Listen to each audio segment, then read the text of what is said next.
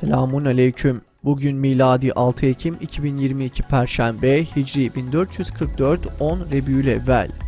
Günün ayeti: elde ettiğiniz ganimetleri temiz ve helal olarak yiyin. Allah'tan sakının. Doğrusu Allah bağışlar ve merhamet eder.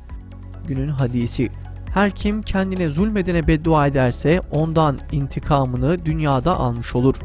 Tarihten haberdar olmak için tarihte bugün neler yaşandı hep birlikte bakalım.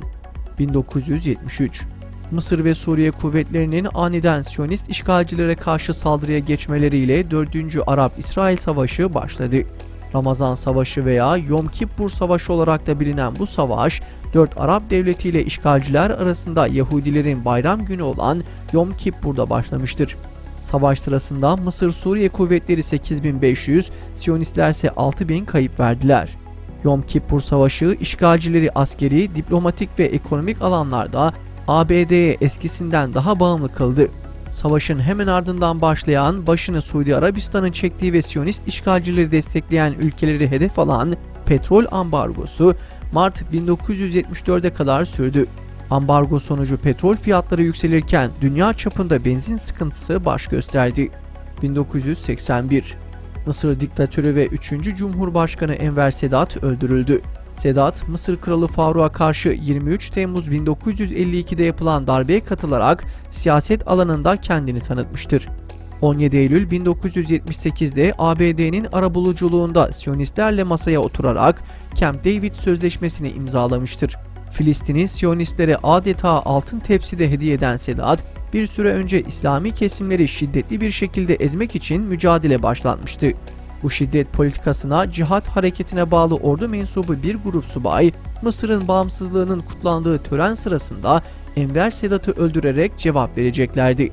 Eylem sırasında Enver Sedat'a 72 kurşun isabet etmiştir. Sedat'ı öldüren Yüzbaşı Halit el-İslambuli 1982 yılında idam edilmiştir. 1981 Milli Selamet Partisi Genel Başkanı Necmettin Erbakan tutuklandı. 12 Eylül darbesinin ardından iş başına gelen askeri junta ilk iş olarak meclisi feshetmiş ve tüm siyasi parti yöneticilerini yargılamaya başlamıştı. Zaten gözetim altında zorunlu ikamete mecbur bırakılan Necmettin Erbakan bu kez de tutuklanarak hapsedilmişti. 1987 Cumhurbaşkanı Kenan Evren, Doğru Yol Partisi Genel Başkanı Süleyman Demirel'i Çankaya Köşkü'ne kabul etti. Demirel, Evren'e maziyi unutalım dedi. Süleyman Demirel'in dün dündür, bugün bugündür sözü buradan mı geliyor bilinmez ama siyasiler politik çıkarları uğruna darbecilerle işbirliğine girebiliyor ve halkın acılarına sünger çekip yeni acılar için zalimleri cesaretlendiriyorlardı. Bu durum 10 yıllar boyu süren şahsiyetsiz bir siyaset tablosunun ortaya çıkmasına neden oluyordu. 1992 Hasan Şahin Antalya'da şehit edildi. Yaptığı İslami çalışmalar nedeniyle PKK tarafından tehdit edilen Hasan Şahin 6 Ekim 1992'de şehit edildi. Cenazesi büyük bir kalabalıkla tekbirler eşliğinde Muratpaşa Camii'nden alınarak şehir mezarlığına defnedildi. Allah şehadetini kabul etsin. 2014 6-8 Ekim olayları ülkemizin, özellikle de Müslüman halkın vicdanında ve kalbinde unutulmayan bir sussağı, bir başbağlar ve bir Roboski gibi yerini aldı. Bu tarihler boyutları sonradan ortaya çıkacak büyük bir vahşete sahne oldu. 6 Ekim'de Kobani bahanesiyle sokağa çıkan PKK'liler bölgeyi savaş alanına çevirdi. Hedeflerinde özellikle mütedeyyin camia ve şahıslar olan çeteler, medrese, İslami STK, cami ve partilere saldırdı. Saldırıların fitili HDP'li Selahattin Demirtaş'ın sokak çağrısıyla ateşlendi.